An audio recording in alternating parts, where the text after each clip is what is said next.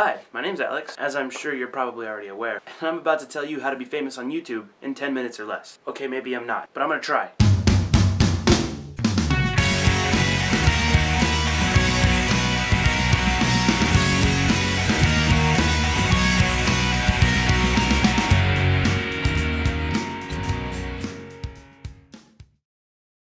Alright, so to start off, I thought I'd give you a little bit of background about what I've been doing for the past 3 months. Basically, I've been involved with an independent study at Chapman Univeristy. You're welcome for the free advertising, Dr. Doty. And what I've been trying to figure out is how people become famous on YouTube. Because we all know everybody wants a piece of that pie, including myself. So it turns out this study was a perfect fit. So naturally, the first thing that comes to mind when you're trying to figure out how people become famous on the internet is how are you going to find out? So, being the overly ambitious guy that I am, I decided to just jump in head first and ask the famous YouTubers themselves. And so, I spent a good 3 weeks emailing famous YouTubers. I had a little typed up official invitation letter, consent forms, a little iPod to record the interviews on. It was great, except that I didn't get any responses. That wasn't so great. I mean, I got a couple responses. The biggest name I got had around 500,000 subscribers, and that's really all I can tell you. Unless, of course, that person wants to pass this video around and take credit for everything they've contributed to this project. I have no problem with that. You know who you are. Another thing to note is that this project actually went international. I was able to reach out to somebody in the UK, again, can't give you a name, and they told me all about their experience. Finally, when I was in kind of a clutch, Professor Key, the guy that kept me in line, not easy to do by the way, gave me a reference to somebody he knows, and I interviewed that person. No, I can't tell you the name. Stop asking. But of course, again,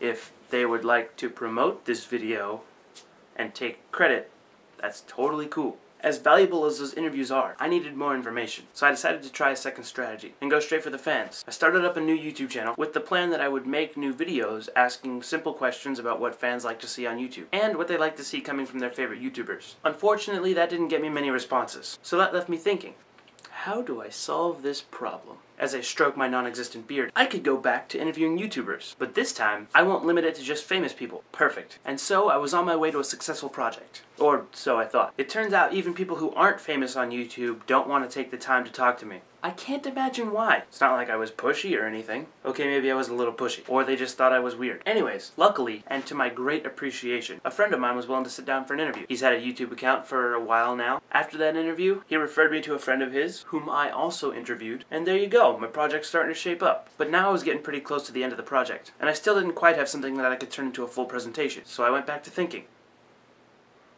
Will you knock it out with that? Okay. Anyways, I was thinking, what is something else that I could add into this presentation that would help? And then, out of nowhere, like a lightning strike, or a tidal wave, or any other sudden, very strong surge of power, I was struck by genius. I've been involved in YouTube for a while now. Why can't I use my own experiences and compare them to what everybody else has been telling me? Awesome. Now we're getting somewhere. I had several interviews, some responses from YouTube fans, and now my own experience. So as I said in the beginning of the video, I set out with a goal to find out how people became famous on YouTube. After doing all my research, I have come to the very certain conclusion that, drumroll please, there is no certain way. Yes! Wait, what? I know. Out of 3 months of research, nothing in what I've found will actually guarantee you fame. But there are 4 key things that I found that kept coming up in the interviews. Number 1, and these are in no particular order by the way, you have to incorporate all of them. If you lose one, you lose pretty much the whole thing. Okay, number 1. Oh, and again, these don't guarantee that somebody will become famous. They're not so much instructions as they are guidelines. Number 1. Sorry. Continue. Number 1, repetition. You see what I did there? Repetition is a very important part of YouTube. One thing I noticed throughout all these interviews and my own experiences and watching people on YouTube is that they have themes. In each and every video, something gets repeated.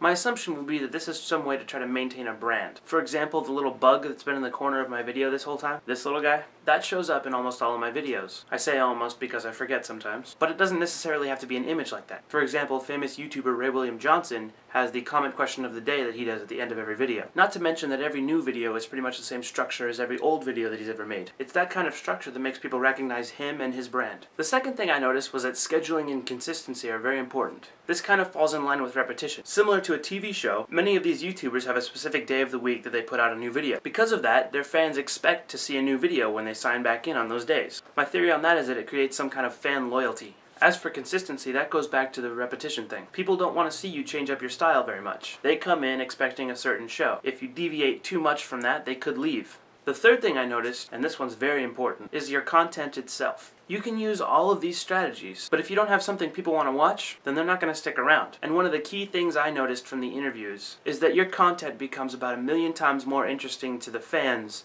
if you like it yourself. Because they can tell when you're doing it for a job versus when you're doing it for fun. And they want to see you doing it for fun. The easiest way to make it fun for you is to talk about something that you like every week. Or, if you're not going to be vlogging, make videos about stuff that you like. If you go look through each of the top subscribed channels, you can tell that the creator of almost all of those videos loved doing it. So that's a big one. The last thing I noticed was that you need to have patience. Some people go into this just expecting that they're going to get partnered overnight. That's not how it works. It takes time and commitment. And I can vouch for that from my personal experience at CrewEightTV. I've been on YouTube since October of 2010, making weekly videos. Well, there was a long break in there while we were figuring out what we were going to do. But once that started, I've been making weekly videos, and we've slowly been gaining an audience. Within a week of uploading a video, we get close to 100 views now. That's a lot more than the 20 we used to get on the first episode. So that about wraps it up. I spent 3 months trying to figure out how to become famous on YouTube, came up with repetition, scheduling and consistency, content, and patience. You need those 4 things in order to make it. But of course,